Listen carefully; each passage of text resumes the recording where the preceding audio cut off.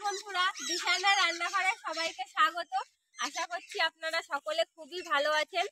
আজকে আবার একটা নতুন রেসিপি নিয়ে চলে এসেছি। এই যে দেখুন, কাজটা যেহেতু ভেঙে পড়েছে সেই জন্য কাঁদিটা কেটে দিচ্ছি। কাঁদিটা কেটে নিলাম। এবার এই কলা গাছটাকে কাটবো, কেটে এই কলা গাছের থোড় বার করবো। থোড় বার করে আজকে থোড়ের রেসিপি করবো। তারা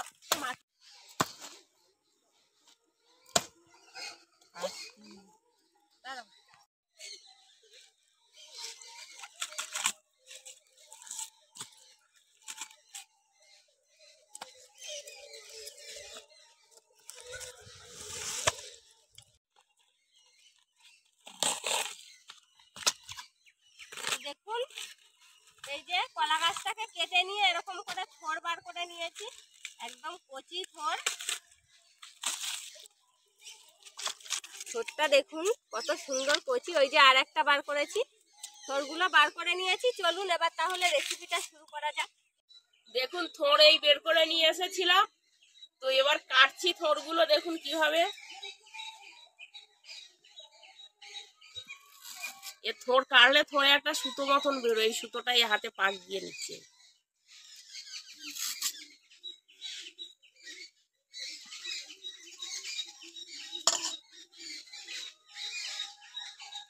হাতে সুতো জড়িয়ে যাচ্ছে। থোড়গুলো এইভাবে কুচে কুচে নিতে হবে। থোড়টা কাটার আগে ধুয়ে নেবেন। এবার এই কুচে কুচে নিয়ে থোড়টা হাতে ভালো করে মুছলে মানে কষ জলটা বের করে দিতে হবে। দেখুন, উনুনটা জ্বালিয়ে কড়াইটা বসিয়ে দিয়েছি। এবার আমি চিংড়ি মাছগুলো ভেজে নেব। তেলের মধ্যে লবণ আর হলুদ দিয়ে দিয়েছি। আর আমি এই থোড়গুলো কেটে কুচিয়ে আর এই দেখুন হাত দিয়ে ভালো করে চটকে একদম কুচো কুচো করে নিয়েছি। চিংড়ি মাছগুলো ভেজে নিয়েছি, এবার তুলে নেব। আর থোড় দেখুন চটকে জল বেরিয়েছে কেমন। পাঁচফোড়ন,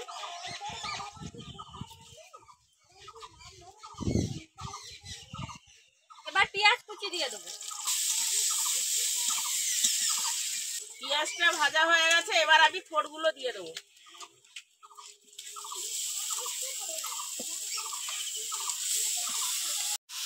এবার ভেজে রাখা চিংড়ি মাছগুলো দিয়ে দেবো থোড়ে। কাঁচা লঙ্কা চেরা,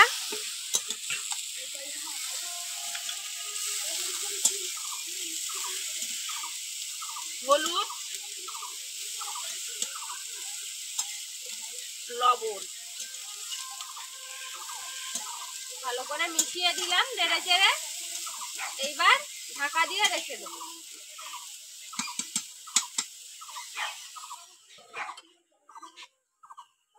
এবার ঢাকাটা খুলে নেব। দেখুন, থোড়টা কমে গিয়েছে। এইভাবে নেড়ে ছেড়ে ভাজা করে দিতে হবে। তো বন্ধুরা, আমাদের ভিডিও আপনাদের কেমন লাগছে কমেন্ট করে জানাবেন। আরো যদি নতুন কিছু দেখতে চান সেটাও কমেন্ট করে বলবেন। আর এরকম আরো নতুন নতুন রেসিপি দেখতে চ্যানেলটিকে সাবস্ক্রাইব বা ফলো করে আমাদের সঙ্গে থাকবেন।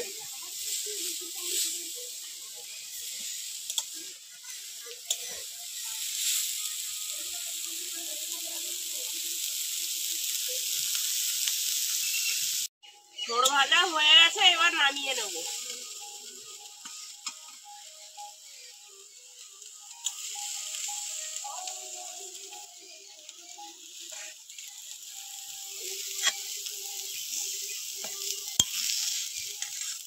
বন্ধুরা, আমাদের থোড় চিংড়ির রেসিপি তৈরি হয়ে গিয়েছে। এবার খেয়ে দেখবো কেমন হয়েছে।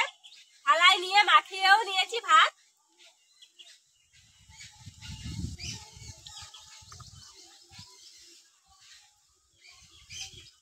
দারুণ লাগছে খেতে।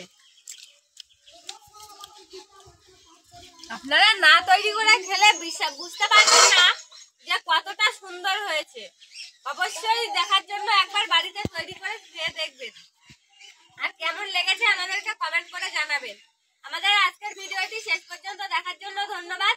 ভালো লাগলে লাইক কমেন্ট শেয়ার করবেন। আবার দেখা হবে নতুন একটা রেসিপিতে। ভালো থাকবেন সবাই।